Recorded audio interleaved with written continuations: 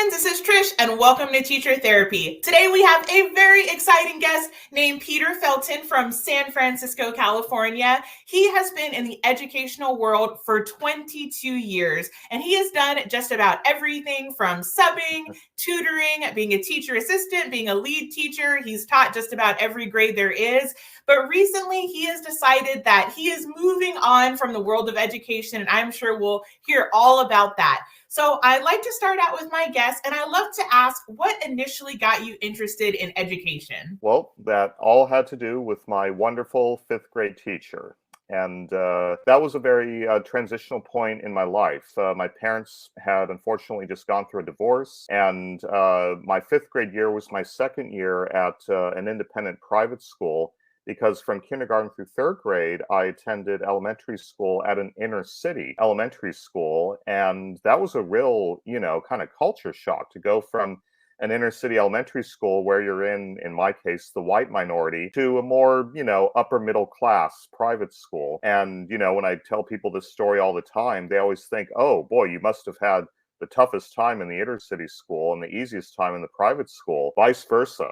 I had a much easier time in the inner city elementary school academically and socially than I did at the private school. But my fifth grade teacher, Mr. Riddle, who did retire 4 years ago after teaching for 40 years, he really inspired me because he was so creative, so down to earth. And he just made the learning experience magnificent. I'm still in touch with him to this day. I still thank him profusely publicly, and I dedicated my third book to him as well. Awesome.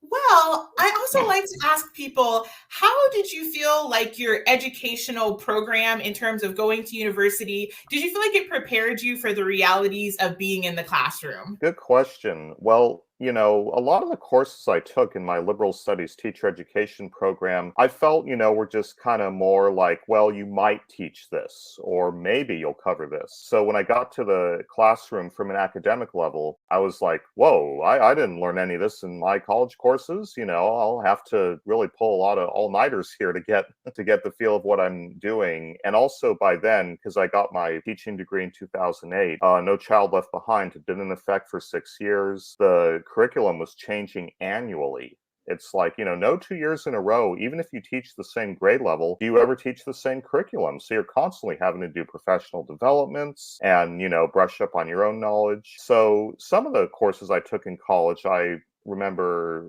teaching that material, but a lot of them I didn't. A lot of them was really kind of learning from experience in that regard. Definitely. So what surprised you the most once you got in the classroom? What kind of things were you thinking, I just wasn't prepared for this? I would say definitely student behavior.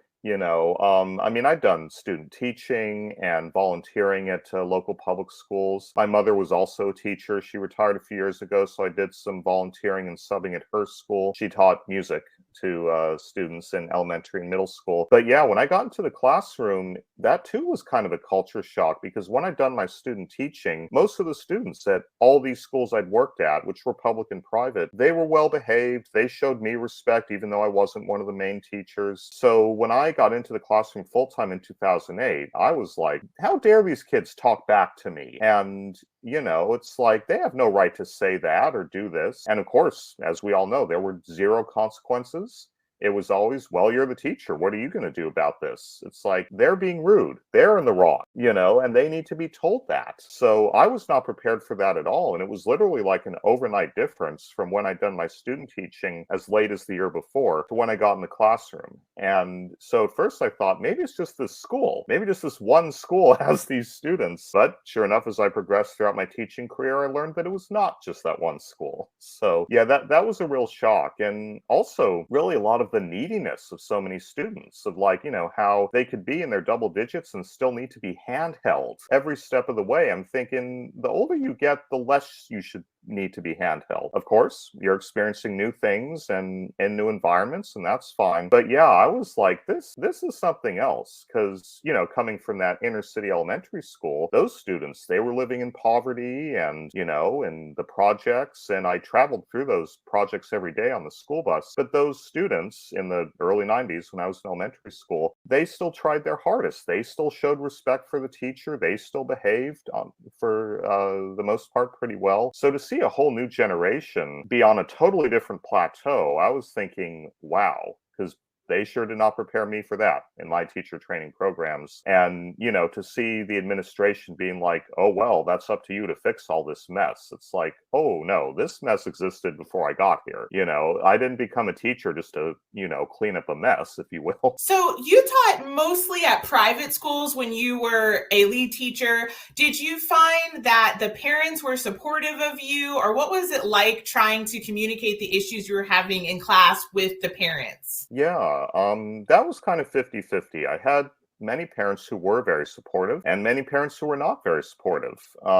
So typically, because I taught at different private schools and different private schools do things differently. So yeah, I remember during parent-teacher conferences at my first private school, which was a Catholic school, my co-teachers and I would really just kind of break it to the parents in a very gentle but direct way. And some of the parents were like, oh, I didn't know that my kid was acting up or failing. I guess I better get on it. And some were in total denial, like, oh, no, you've got it wrong.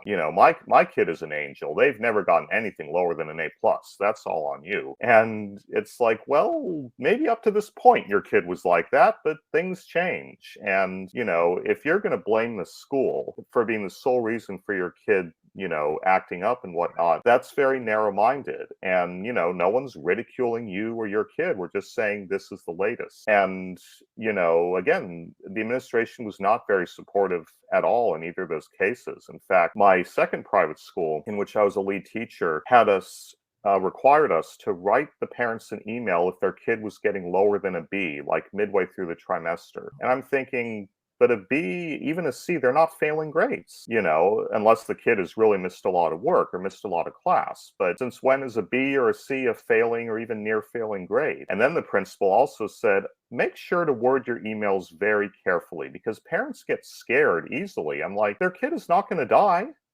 It's like we're just saying that they're struggling for the time being, but there's time to catch up or there's time to do better, But yeah, that principal got on my back quite a bit. She's like, Peter, I think these parents might be a little scared by what you're telling them. I'm like, I'm not telling them anything inappropriate here about their kid. I'm just saying your kid is struggling. I haven't received any homework from them.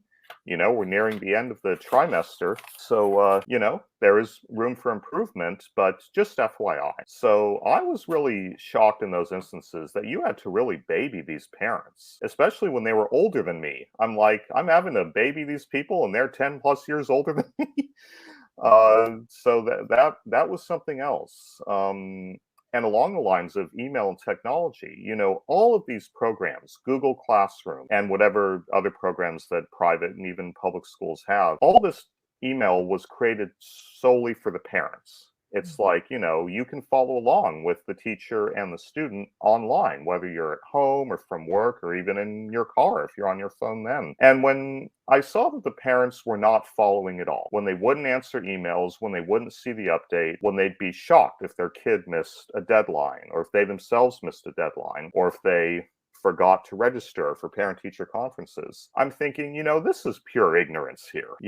People are giving you, the parents, lots of time to see what's going on, to ask questions, all of which is encouraged, and teachers are always readily available. So the parents were not doing their part. And that was a shock too, because when I was growing up, parents were very involved. And, even if they weren't, if they did receive bad news about their kid, they would be surprised, but be like, oh, don't worry, I'll get right on this.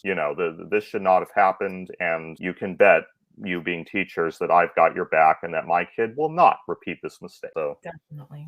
Yeah, I definitely can relate to that. I think when I worked at the private school, it was the most pressure I ever experienced to constantly be communicating with parents. And I was teaching middle school, so I had over 100 something students. And just like you're talking about, we had a really, really advanced portal where parents could see everything real time, calendar dates, reminders, everything under the sun. Yet, like you said, we were supposed to constantly be emailing out parents and reminding parents and just doing all of the things that they had perfect access to. And I kind of noticed the same thing even in public school. We would probably spend a few hours of extra administrative work every week just updating things and entering data and doing class dojo.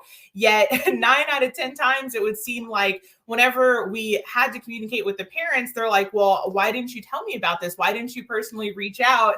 And, it was everything you could do, but to say like, why aren't you checking up with the thing that we're spending hours updating? So I definitely think in this technology age, what would seem to be, the solution to so many problems just creates new ones.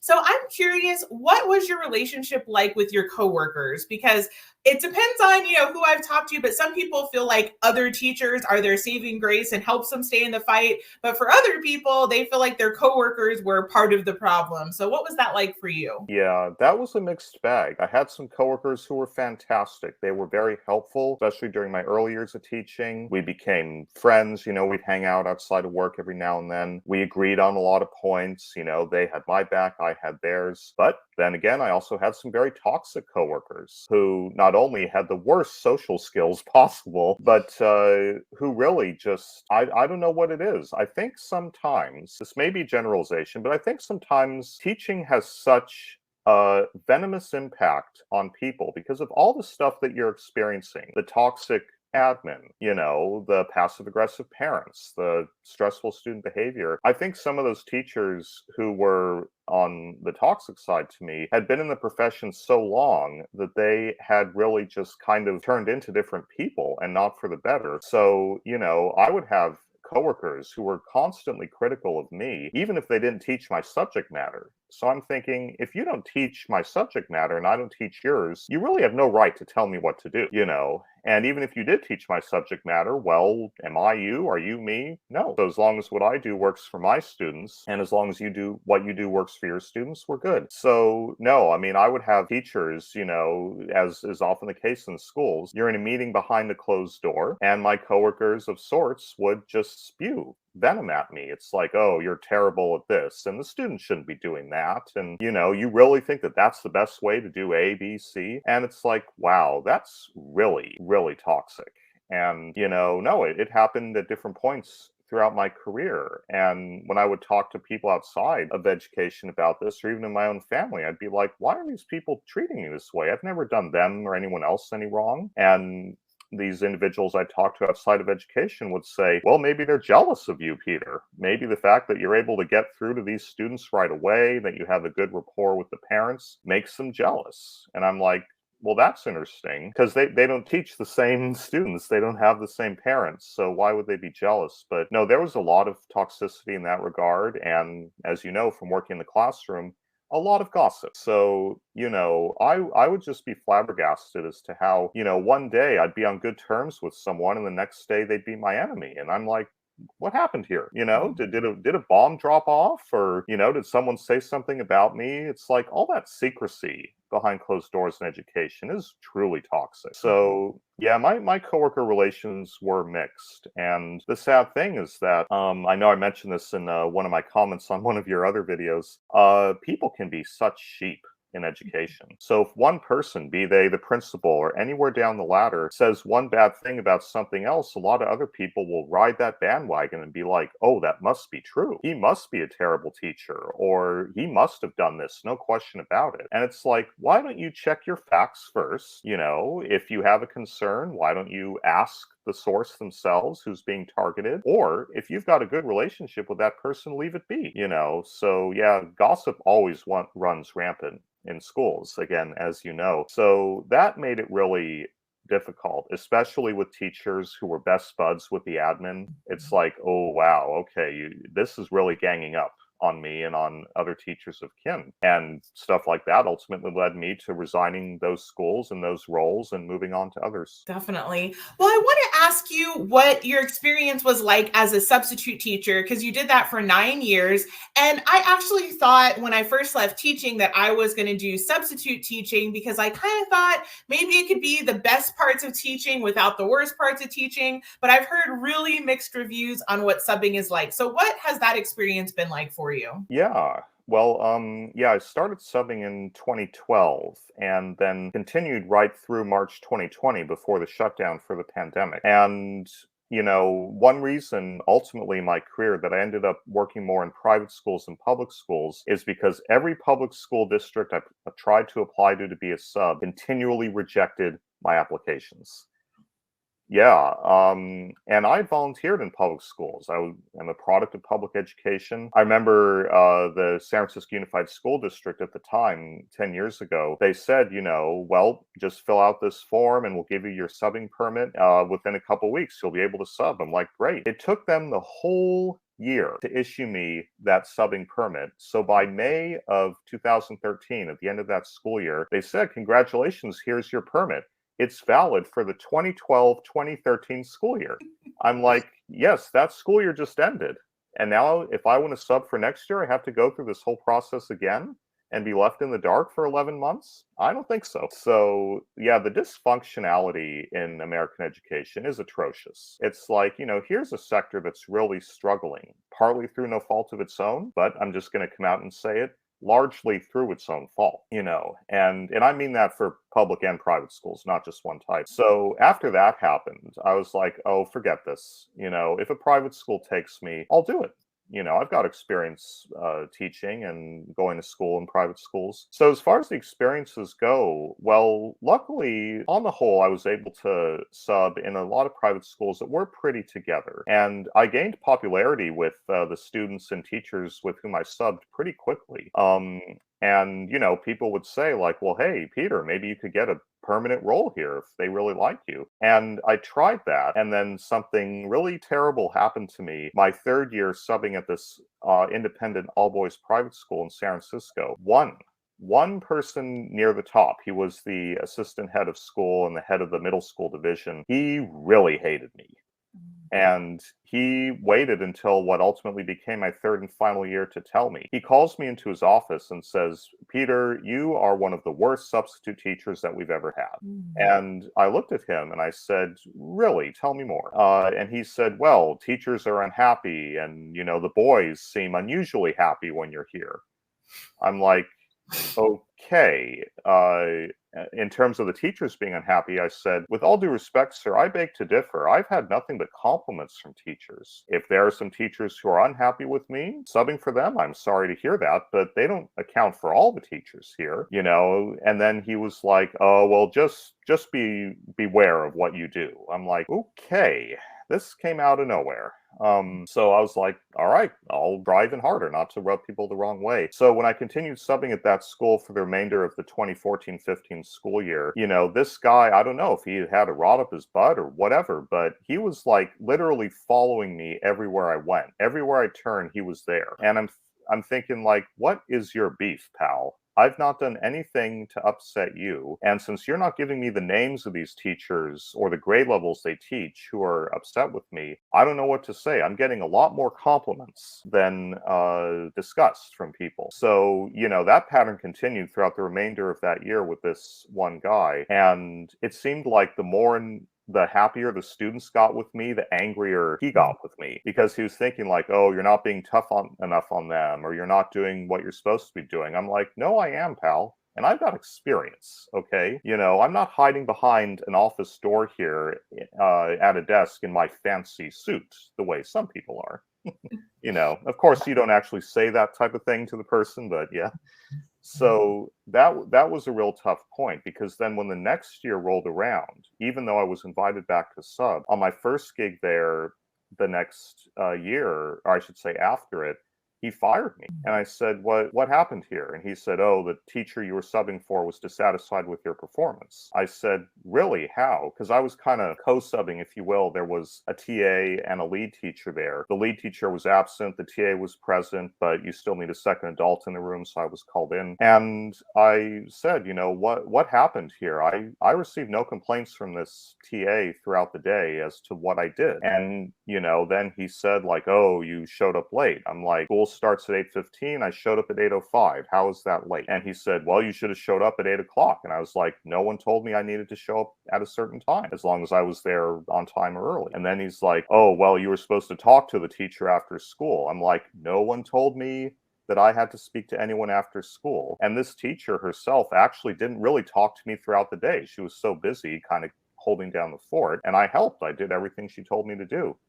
But for some reason, I did something wrong. And all that passive aggression I was talking about earlier came back to haunt me, because then I got fired. And he called me on the phone and fired me. He didn't have the guts to actually have an in-person meeting. And I was really angry. I said, why didn't this teacher tell me what was going on while I was at the school? And he said, oh, she said she didn't have time.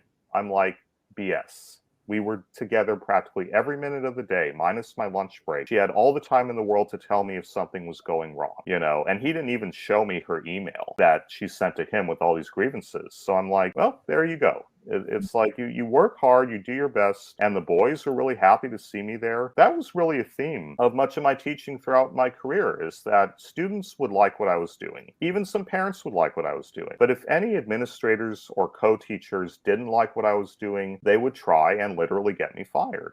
And I just couldn't fathom it. I'm like, it's one thing to not do your job, to not show up, to not do what you're supposed to do, or to intentionally break the rules, none of which I did. But I do know for a fact at that all-boys school that they were heartbroken when they learned that I was fired, because they would see me around the neighborhood subbing at other private schools, and they would say, hey, Mr. Felton, why don't you sub at our school anymore? And I would tell them, they fired me, and they were disappointed. And even some of those good teachers who were still there were also disappointed. And they would say, well, what happened? Why did you get fired? And I would say, talk to the assistant head. He's the guy who fired me, So yeah, that was really, really tough. And, this sad thing about education in this country now is that if just one person, be they an administrator, a parent, a student, or a coworker, dislikes what you do, that's the end of it all. One really is too powerful a number in this case. One person dislikes you and that's the end of it? That's crazy. I mean, when I've worked in retail, which is my current job, if a customer is dissatisfied, they can leave. But that doesn't mean you're fired or your whole operation is shut down. It just means that one customer is dissatisfied, and that's on them, And of course, in retail, you have the right to kick customers out if they get obnoxious, something you can't do in American schools. You can't kick a student out of class anymore. So, yeah. But no, I mean, subbing, it definitely expanded my professional horizons, because I got to work in all different types of schools, namely schools I'd never attended or worked in growing up. So that included single-sex schools, all boys, all girls, some more independent private schools, including a teacher-run cooperative, which that was the school I was connected with the longest. The last time I subbed there was last school year, before I permanently hung up my teaching career. But, props to that school. And I told them so when I was at this retirement party for two of the teachers who were leaving after decades there. I said, you guys are a really well-oiled machine. Other schools should follow your example. And what sets this school apart from other schools is that the teachers rule the roost. Wow.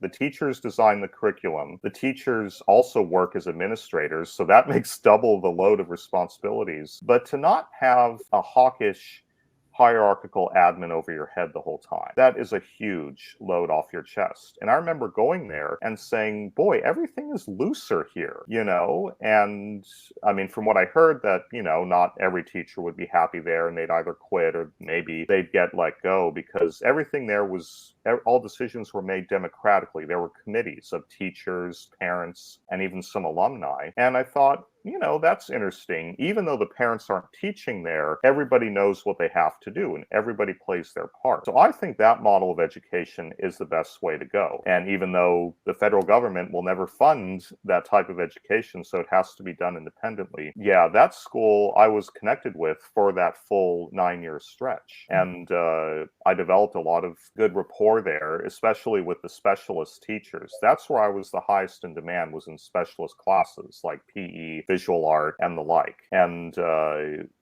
even at that all-boys school, it's like, when teachers like you as a sub, they'll keep wanting you back. But at the same time, you are not exempt from school politics. You really are sometimes even more targeted, and sometimes teachers will look down their nose at you like, oh, you're not a real teacher. It's like, well, if it weren't for me, who would be teaching your kids for the day while you're out?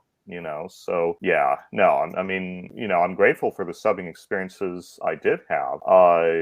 and I must say, even with the negative ones, that they did expose a lot of the flaws in education, because I am not afraid to voice my opinion on school politics to students and parents. I'm going to say, like, yeah, this is what happened. This is what so-and-so did. And here I am, and here you are. So, again, I'm so grateful for you and your YouTube channel for exposing all this stuff to the world at large so that it's no longer kept secret behind closed doors. And, with the growing teacher shortage, of which I'm now a member, it's really like the clock is ticking. By the end of this decade, if there are no more teachers, no more education, and no more intelligence. Definitely. Well, thank you so much for sharing that. I think sometimes it's hard to capture just how many things are coming against teachers at any given moment, because you never know from year to year. I've had years where I loved the students, but my co-teacher was a nightmare. And then I've had years since I worked at 5 different schools in 8 years where actually it was really great admin, but the parents were crazy. And so it's just like so difficult. I think there's so many moving parts with a role as a teacher that you just never know which one is going to be the one that's going to kind of take you down. And so I think that's a really unique perspective of what it looks like when you have an administrator that doesn't like you, and when you have co-teachers that are kind of like stirring the pot behind the scenes, because that really does happen. I'm pretty thankful that I would say about 90% of the teachers I worked with, I absolutely loved, but definitely those years where I felt like I had a co-teacher that was actively sabotaging me or admin, those were some of the worst years.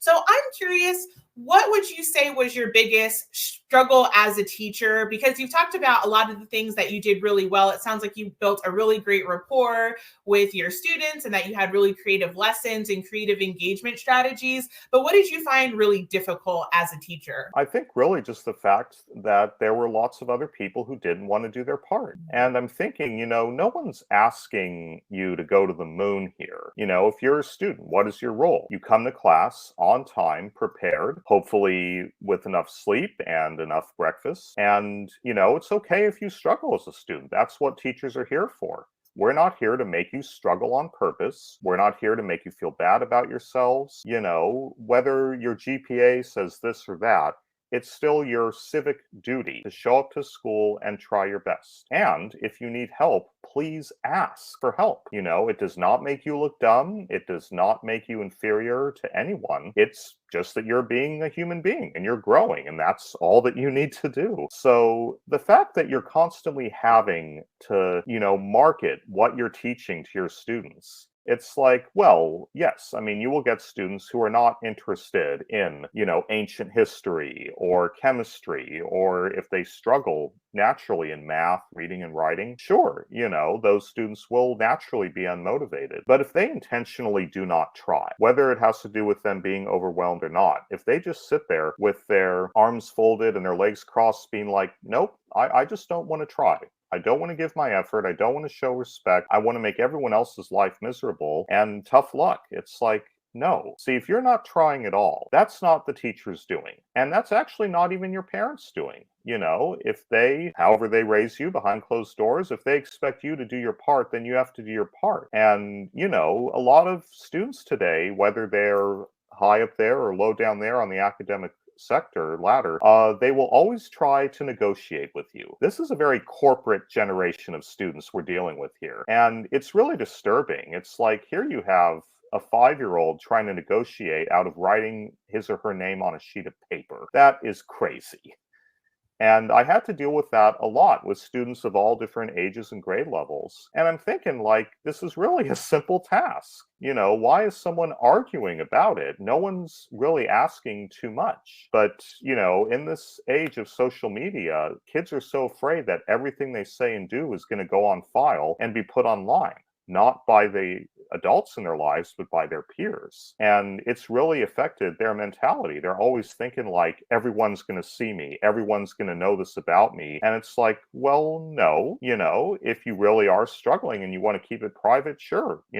As a teacher, I'll respect your privacy. But yeah, that pattern was prevalent throughout my career. And of course, what so many teachers experience now is that the end of the grading period would roll around. These students would experience failing grades. And then as a teacher, you are expected to save them, to, find a way so that they don't get that A-.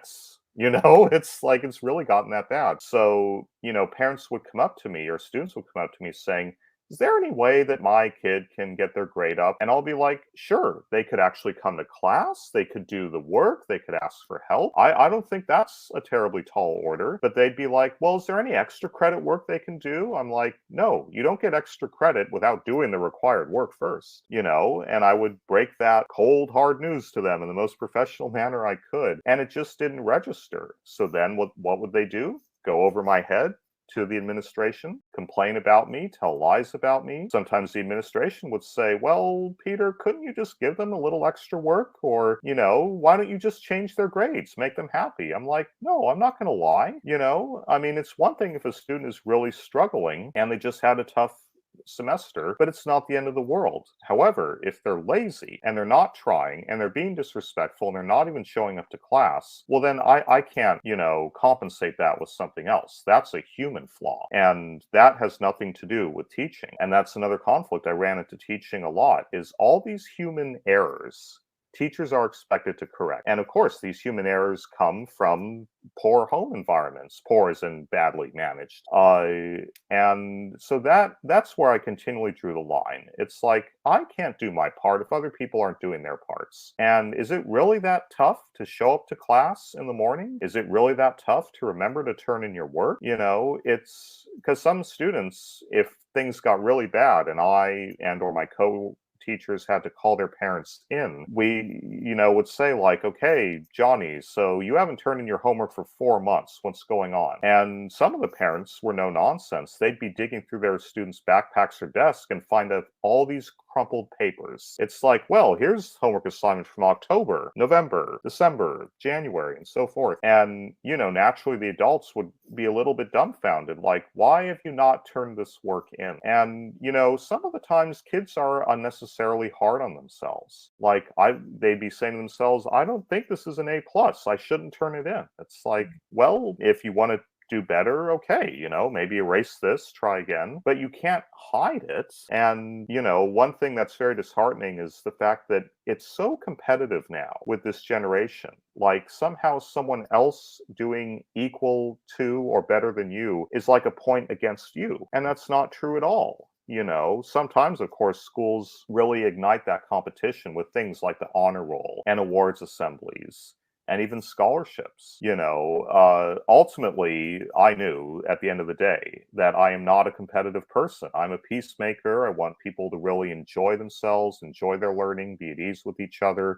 So as a teacher, I never had that competitive edge, but I still challenged my students quite a bit. And I know certainly in the last private school I worked at, and the principal did say this publicly, so I was pleased to hear that the middle and high school students I had taught, their writing skills had really improved once I came to the school. Because instead of giving them tests, I would make them write essays. And I just thought that was a better way to go. At times the admin would get on my back saying, you need to give them tests. Tests are a good life skill. And after I laughed my head off over that, I was like, no, they need to improve their writing. And they did. And the school's standardized test scores skyrocketed. And I know that made some other teachers a little jealous, but it's like, well, hey, just give your students more writing assignments. And so that's really what I found tough, is that students and parents were not doing their part. And, for every teacher out there who never gets responses to their emails to parents and, who's constantly doing everything they can to get the students motivated, that is really exhausting. And, it's one thing if the assignments really are tough and if you as a teacher have no control over it because it's what your district requires, then yeah, you have to get them motivated. But another thing that made me really hang up my career as a teacher is like, God, these students need motivating over everything. It's like they need motivating to push in their chairs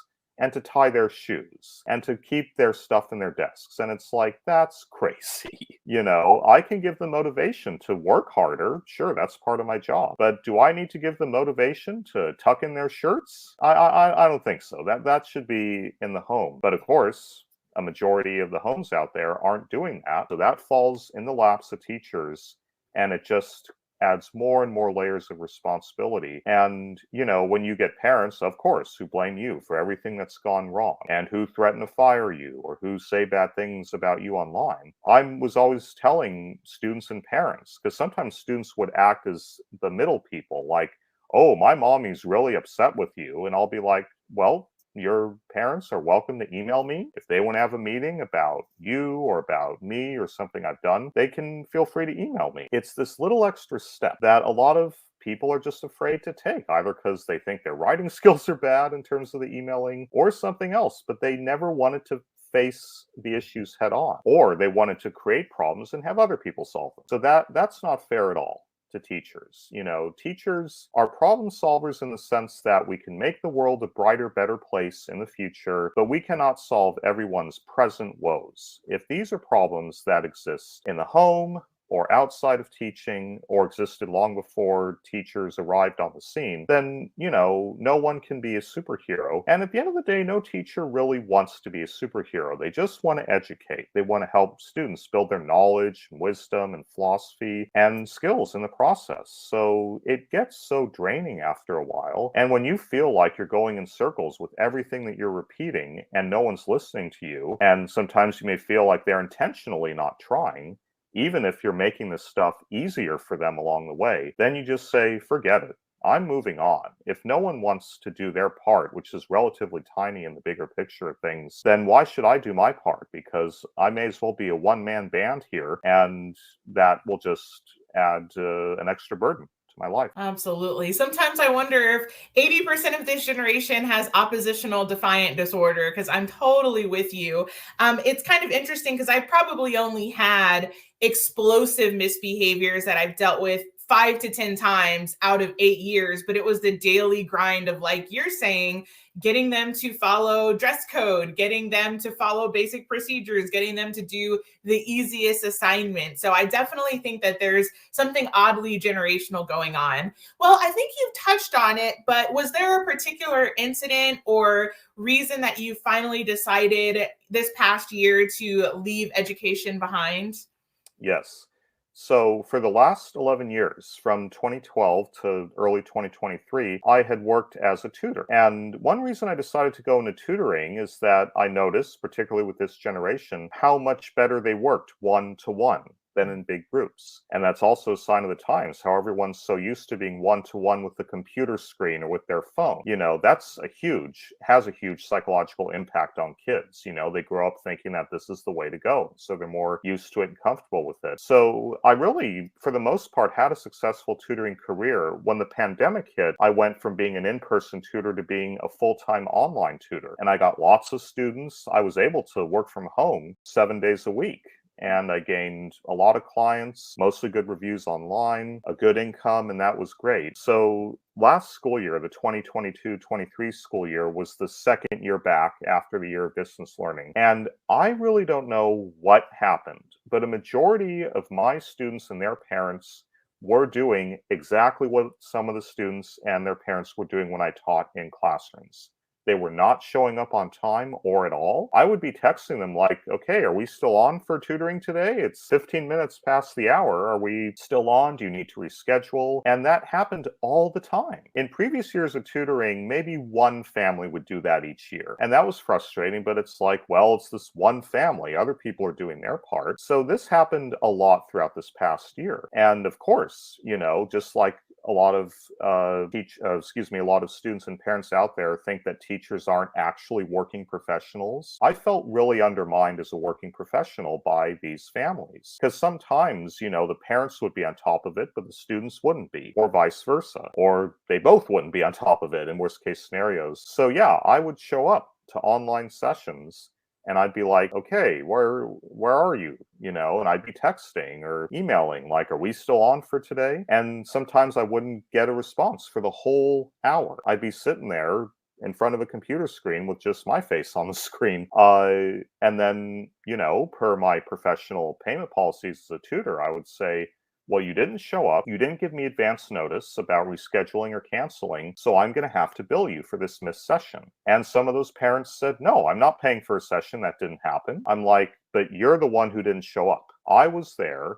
I reached out to you multiple times within the last hour, and neither you nor your kid got back to me, so you're going to have to pay. And when they didn't want to pay, I would say, well, then I'm not going to tutor you anymore. This isn't a free service. And what really outraged me, not only the fact that that happened with the majority of the families I worked with last year, some of whom I'd worked with in years past. So I was like, what is going on here?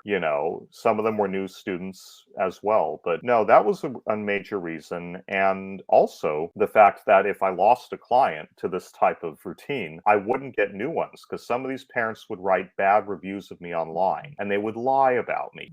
I'm like, well, no, the fact of the matter is that neither you nor your kid showed up, and you didn't let me know. You can't think that you can get away with this. But I think a lot of those parents and students thought, oh, well, it's just like in school. If I mess up, there's no consequence. I'm like, oh, no, no. So, where schools are really lacking is this detachment from reality. If you don't do your part in life, well, you're screwed.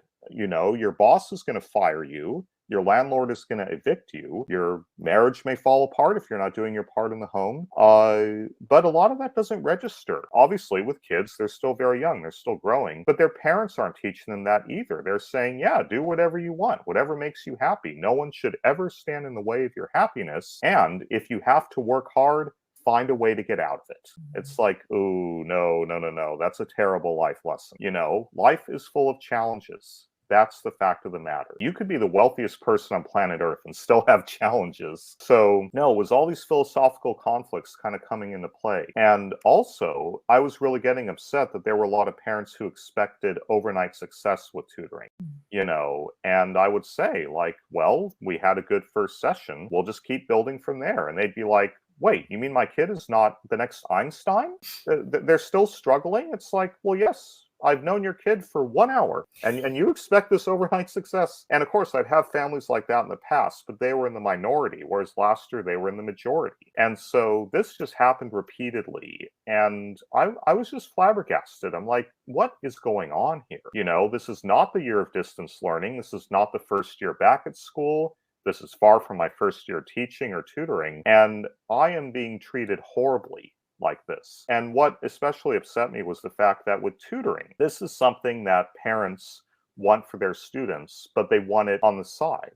Tutoring is not required, though it's recommended for students who are struggling. Parents know or should know that if you reach out to a tutor, that there's going to be a financial agreement, there's going to be a scheduling agreement. If things happen, if you lose your job and you need to pay less, then that's negotiable with the tutor. If you need to change the schedule for whatever reason, that's negotiable. But you have to let the tutor know. You have to reach out to them. And there's no one else you can go through. Unlike school, in which you could arguably go through the principal or someone else, with tutoring, it's just one-to-one. And then what really was kind of the nail in the coffin is when a lot of parents especially would say, well, we're not going to do tutoring anymore. My kid is now going to be on their sports team. See ya. It's like, I see. So once again, just like our culture, you're putting sports first. Your kid is struggling after all of 2 sessions, and you or they want to play sports, and you're saying, yes, go right ahead. And it's like, well, yeah, kids need and deserve a life outside of their education. But if they're really struggling with something essential like reading, writing, or math, or if they're just having a really tough time with one particular subject matter in general, they need that assistance. And tutoring, 1 hour a week, is that really going to disrupt your whole life? I don't think so. So I just felt really undermined. And of course, got me thinking about previous negative experiences. But the fact that in a situation like this, in which parents were essentially able to do what they wanted in terms of scheduling and payments, and sometimes they would make requests of me like, hey, can you help my son with this assignment, or can you enhance my daughter's skills in those areas? And I'd be like, sure, no problem. And then the parents would, still act like these Yelp reviewers, like, oh, well, I know you did what I wanted, but my kid is still struggling. I was kind of hoping for overnight success, so I would never have to see them struggle again. It's like, oh boy, this, and especially what broke my heart is when I would develop really good business rapport with the students. If they liked me, they liked having me as their tutor, that's when some parents would get very suspicious. They'd be like, my kid should not be happy. They should not be happy with their learning. Something's wrong if they're happy. And school's not supposed to be fun. It's just like, this is the worst combination. You've got the modern day corporate mentality. You've got the ancient day, school's not supposed to be fun. It's supposed to be torturous mentality. And of course, who's struggling the most? The students, because they're not getting the education they need, and the teachers, because they're not getting the support they need. And ultimately, I had to quit being a tutor because I wasn't being able to support myself financially anymore due to all these parents suddenly cutting my services or refusing to pay me. Some would say, like, could I pay you in a few days? I'm like, no, pay me now.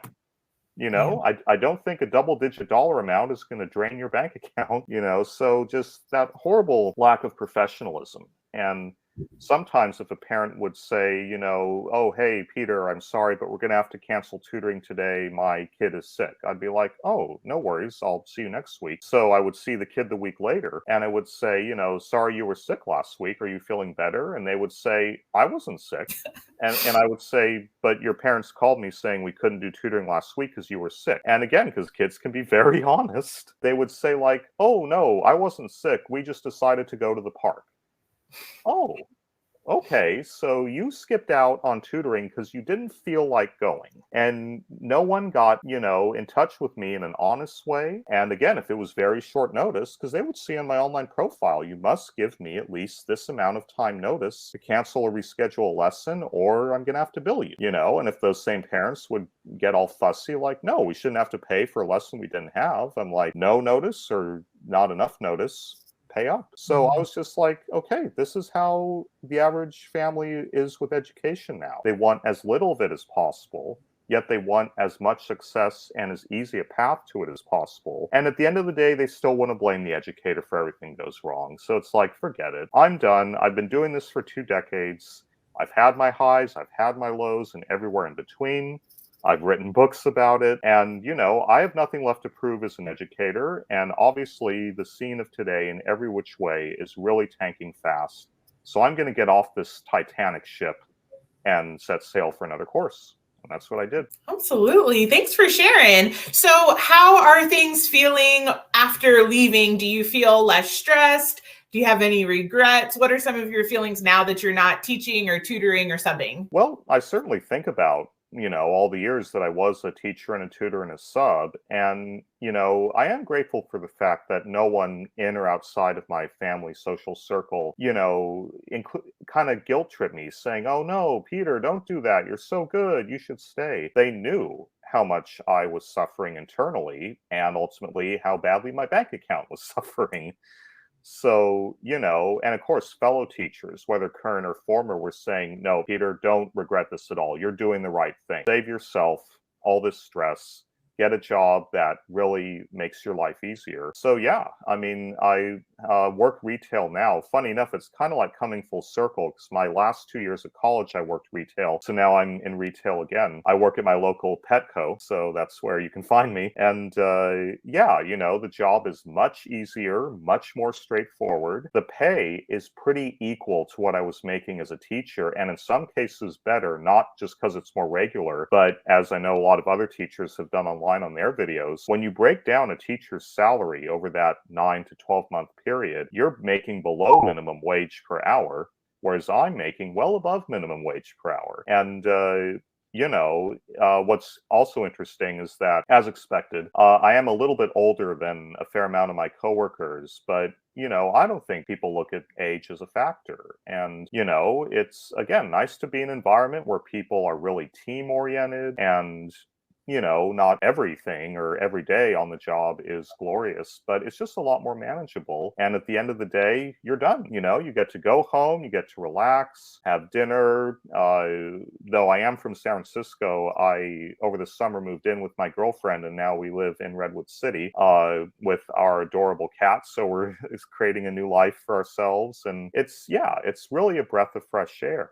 And, no matter how much time passes, I will always support teachers. I will always support the good parents, the good students, and the good admin out there. It's a really, really tough grind. And, I would say that until we really get some politicians at the top on any side of the fence who really make it their goal to genuinely, morally, and ultimately economically support education. And of course, until everyone in the world of education is able to do their part without complaining, without questioning, and without being lazy, then unfortunately it's just going to continue to sink. And that's what's driving away all of these wonderful teachers. And, it's not like they're getting replaced. They're not getting replaced. With the current teachers, wherever they teach, having to do at least double duty, I even have a cousin who works as a teacher and her school is horribly short-staffed. I say, how can you manage this? You're having to do all this extra stuff because you don't have enough colleagues. And she said, oh, we just work together as a team. I'm like, well, props to you. You've stayed in it longer than I have. So, but yeah, no, I mean, I really have no regrets, and I'm very proud of what I've achieved as an educator. I'm proud of what my students have achieved. And, again, I will always support the good people in education. Love it. Well, I have 2 more questions left. I like to ask people what they wish that the general populace knew about a teacher's job, whether that's educators or students or, anybody. What do you wish people really understood about a teacher's job? Well, I think teaching of today has basically become an advanced charity case. You are expected to provide practically everything for your students and for their parents, and a lot of it really has nothing to do with teaching. It really is just like, well, my kid didn't have breakfast this morning. Can you give them breakfast? It's like, does this school look like a restaurant? I think not, or parents are like, well, I'm so busy with work. I don't have time to tend to my kids' needs. Do you think you can do that for me? It's like, does it say full-time caretaker next to my diploma? I think not. So it's just that people think that a teacher is supposed to do everything, literally everything, short of actually adopting their students. And that is not okay.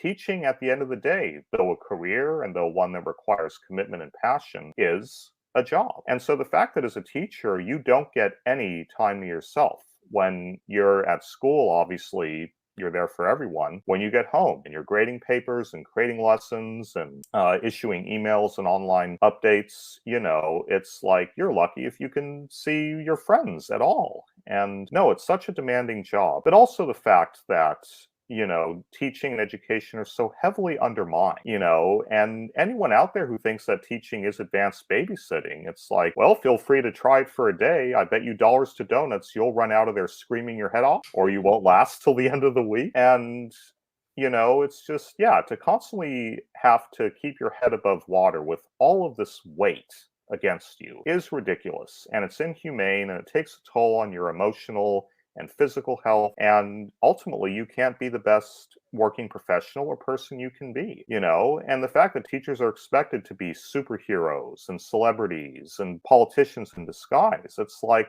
just hold it a second, okay? Teachers are there to teach, and that means provide education, knowledge, wisdom. If kids as people look up to teachers to being genuine role models, well, great.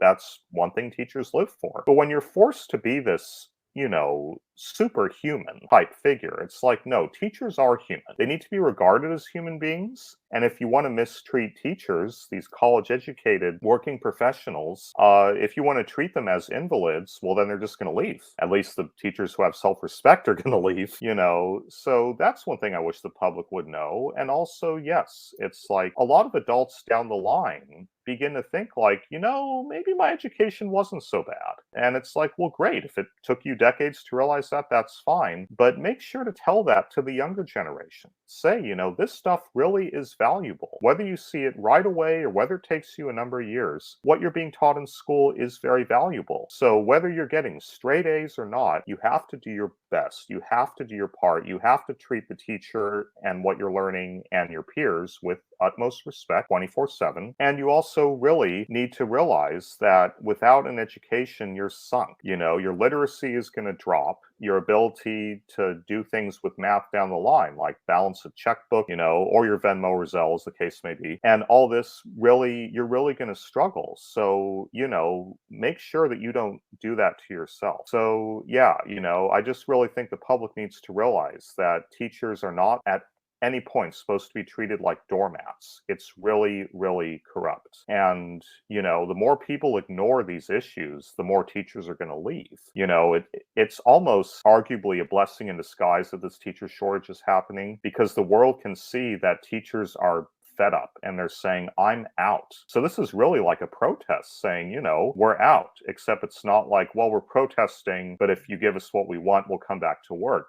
People are saying, nope, I'm out and never to return. So this is the price that the world is going to keep paying at this rate. And, the fact that America really does not value intelligence. It shows sometimes in voting polls and it shows in the media. So with teaching and education kind of being that last little thread that upholds intelligence now just being stomped on, it's like, okay, well, America, if you want to be a less than intelligent country, you're doing a pretty good job at that. So, Absolutely. Well, my final question for you would be, if you had a magic wand and you could change anything in education, what would it be? I would just say, let the teachers teach the way they know how to teach.